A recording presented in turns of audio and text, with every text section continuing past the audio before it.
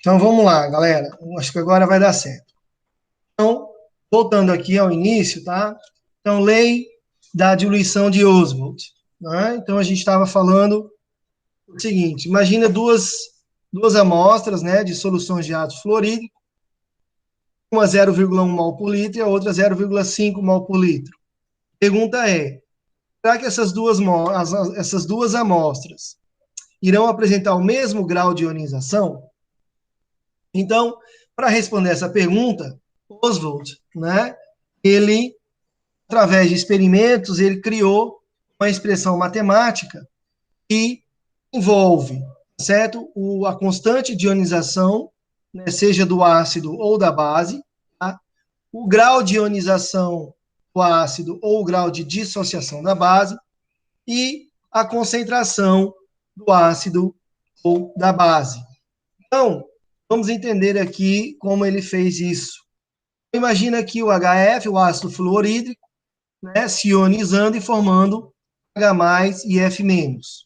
Bom, como eu tenho 1 mol de HF, eu estou gerando 1 mol de hidrogênio e 1 mol de íon fluoreto.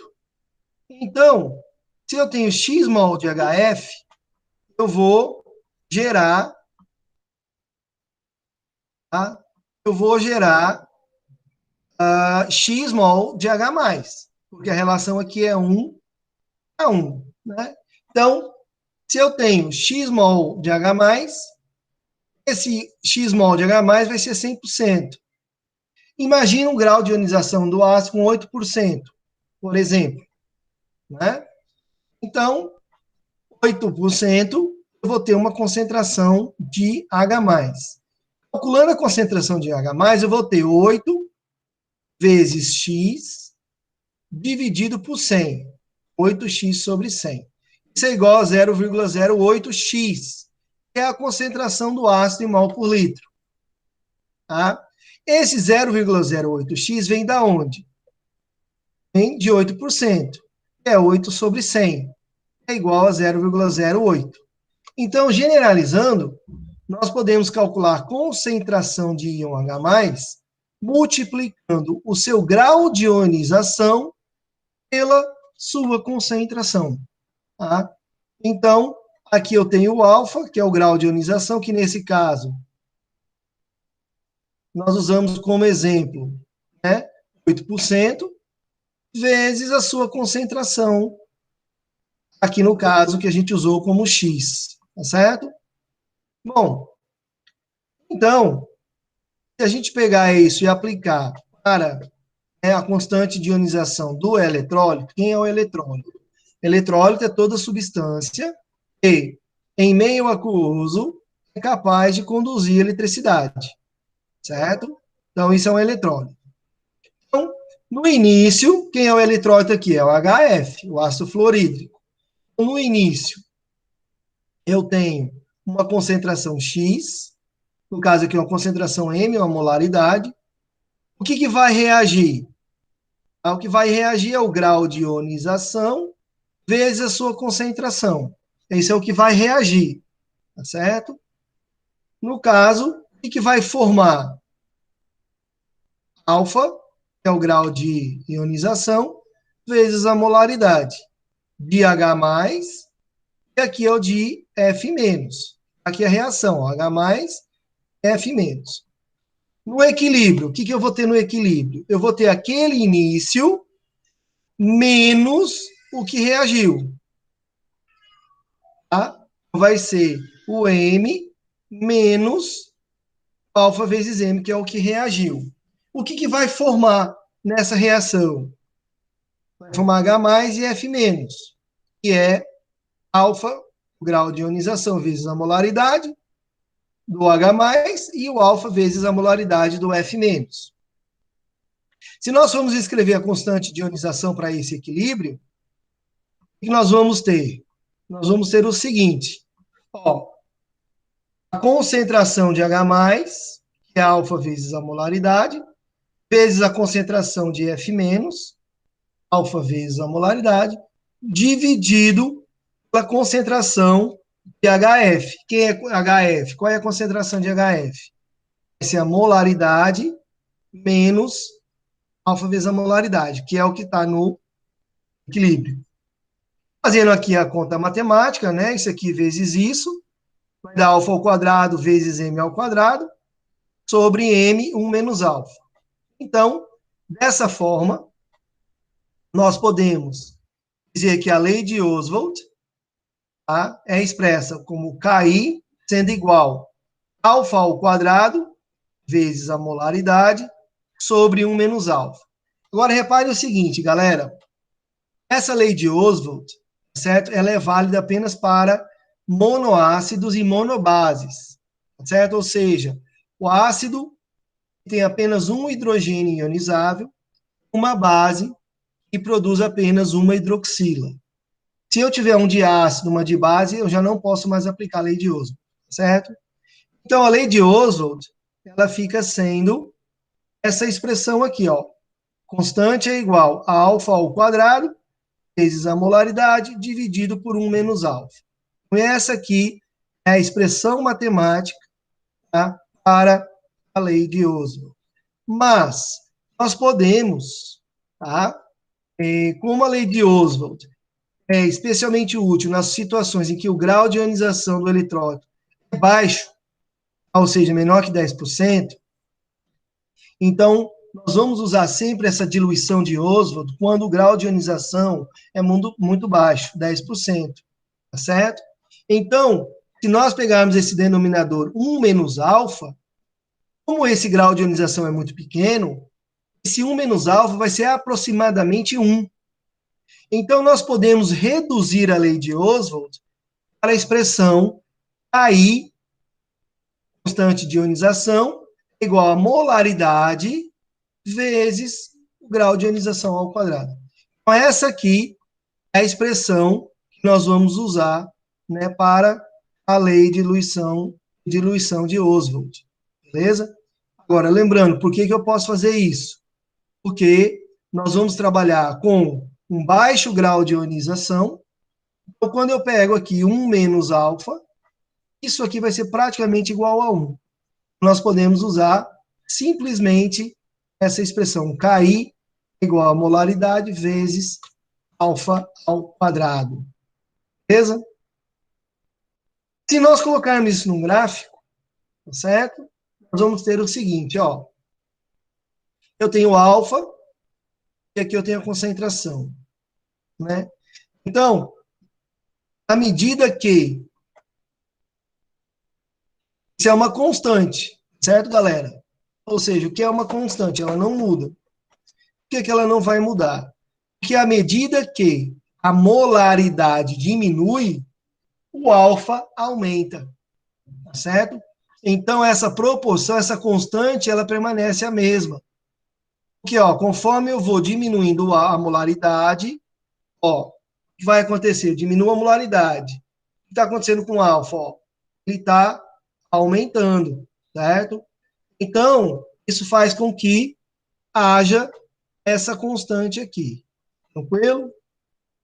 Então, pela lei de diluição de Oswald, a gente pode determinar a concentração de H+, apenas em monoácidos, tá certo? E também a concentração de OH- em monobases, nos equilíbrios com as seguintes expressões. Aqui, tá? Então, se eu quiser calcular a constante, eu uso essa expressão aqui. Se eu quiser calcular a concentração de H+, ou a concentração de H-, certo? Nós vamos usar essa expressão. Lembrando, para monoácidos apenas e para monobases. A concentração de H+, vai ser igual a raiz quadrada da constante do ácido vezes a sua concentração molar. Né? E para as monobases, nós vamos fazer o seguinte, a concentração de OH- vai ser igual a raiz quadrada da constante da base, o Kb, vezes a sua concentração. Tá? Então, essas três fórmulas aí que nós vamos utilizar a resolução de exercícios sobre diluição de Oswald. Perguntas?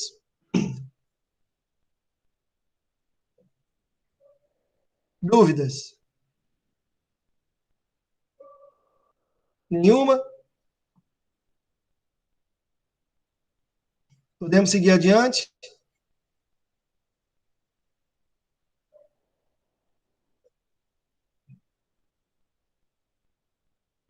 Então, vamos lá.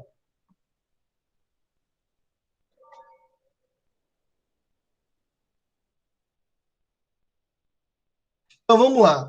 Galera, o que acontece aqui é um fenômeno bastante comum, né, nessa parte de diluição de equilíbrio iônico e diluição de Oswald, é o efeito do íon comum e do não comum. Os indicadores químicos, a gente já viu, né, os indicadores ácido-base, acho que vocês lembram lá da primeira série, né? Tem substâncias que ficam rosa em meio básico, incolor em meio ácido, enfim. Então, olha só, a explicação para o funcionamento, tá, dos indicadores químicos, né, é baseada no princípio do deslocamento de Le Chatelier, tá, aplicado aos equilíbrios iônicos. Então, o que é um indicador químico? Tá? Olha só, indicador químico é uma substância, tá, que tem uma determinada coloração, sofre ionização em água, tá certo? Geralmente vai liberar íons H+. Se ela vai liberar íon H+, ela vai produzir um ânion de uma outra coloração, certo? Então, os indicadores ácido-base são substâncias que têm uma determinada cor, que liberam íons H+. Quando eles liberam esse íon H+, eles vão produzir um ânion. Este ânion vai ser responsável pela mudança de cor. Então, olha só, genericamente, a gente tem o seguinte, ó, o H com o indicador, né? Então, eu tenho aqui um indicador. No caso, nesse caso, ele é incolor, tá? Coloco ele em água. O que vai acontecer? Ele vai formar íons H+, mais um ânion aqui, um indicador menos. Então, nesse caso, esse indicador menos aqui, ó, tá? Ele apresenta uma cor rosa. Enquanto que se ele não estiver ionizado, ele não apresenta cor, ele é incolor, tá? Então, quando esse indicador foi colocado numa solução ácida, o que vai acontecer? Eu estou adicionando ácido. Eu estou adicionando ácido, eu estou adicionando o quê? Íons H+. Tá? Se eu estou adicionando íons H+, o equilíbrio vai ser deslocado para onde? À esquerda. Né? Se ele vai ser deslocado para a esquerda, ele vai favorecer o quê? A solução ficar incolor. Que eu vou produzir o indicador aqui, mantendo a coloração, mantendo a solução sem cor, né, incolor, certo? A gente chama esse deslocamento do efeito do íon comum. E nesse caso, é o H+. O H+, nesse caso, é o íon comum. E qual é o efeito desse íon comum? Provocar o deslocamento do equilíbrio. Nesse caso, para a esquerda. Certo? Agora, se o indicador em questão fosse adicionado a uma solução básica, ou seja, que tem íons OH- no meio, ou alcalina, o que ia acontecer? O excesso de íons H+, ia deslocar o equilíbrio para a direita. Isso ia fazer com que a coloração do indicador tornasse a solução rosa. Esse efeito, esse deslocamento, ele é chamado de efeito do íon não comum, tá? Porque, nesse caso, o H+ não é comum à substância. É por isso que é o íon não comum. Aqui, nesse caso, ele é o íon comum porque eu tenho hidrogênio aqui, tenho hidrogênio aqui. Isso que é o efeito do íon comum. Se eu adicionei numa solução básica, não tem H+. Então, no caso, é o efeito do íon não comum. Tá? Então, um exemplo básico aqui, está no livro de vocês. Olha só. As cores dos efeitos do íon comum e do íon não comum. Considere o equilíbrio químico. Então, tá aqui, ó. Então, vamos considerar esse equilíbrio. O cromato, o íon cromato, mais o hidrogênio, formando esse íon aqui, formando o íon dicromato, mais água. O íon cromato, ele é amarelo. O íon dicromato, laranja.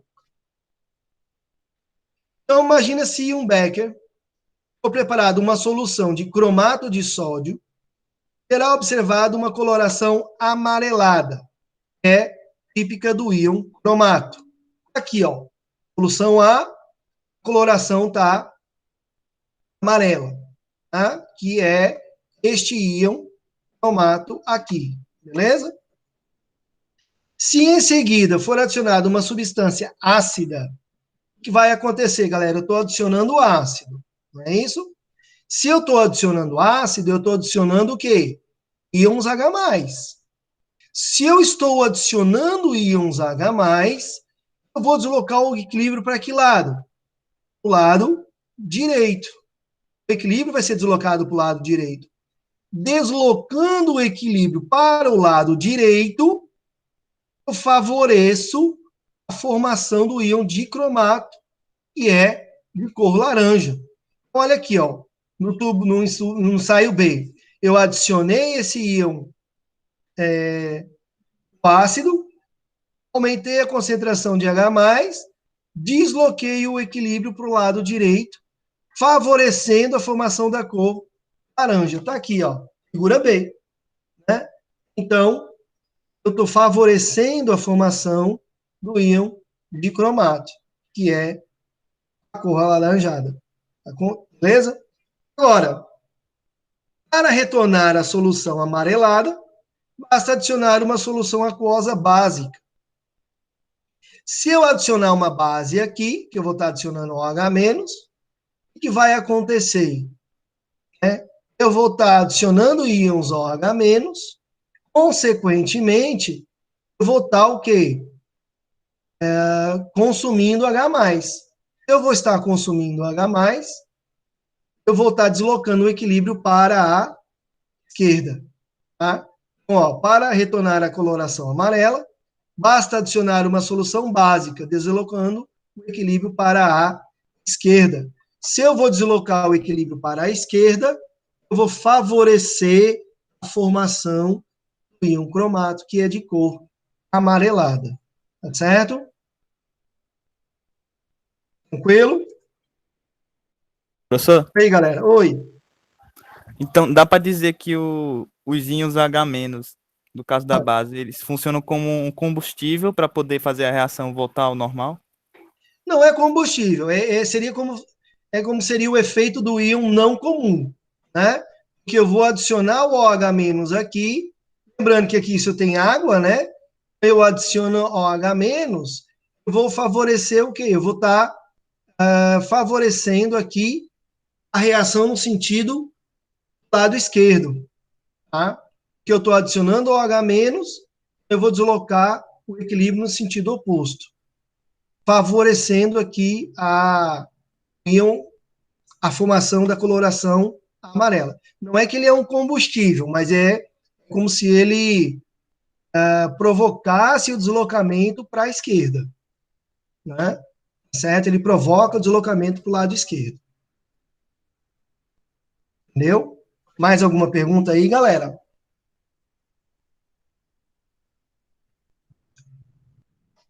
Nenhuma dúvida aí?